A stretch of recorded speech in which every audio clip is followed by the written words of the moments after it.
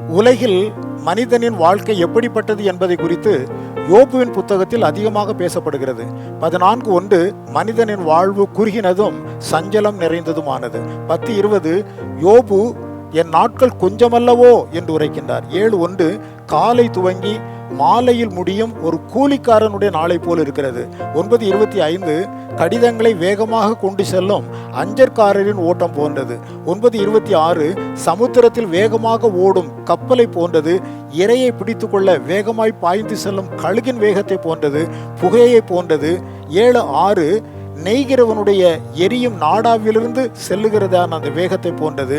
7:9 மேகம் போல் பறந்து சென்று காணாமற் போகிறது.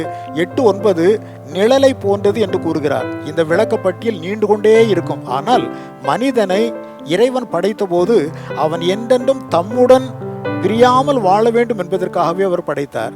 பாவம் மனிதனின் நாட்களை குறுக்கி போட்டுவிட்டது.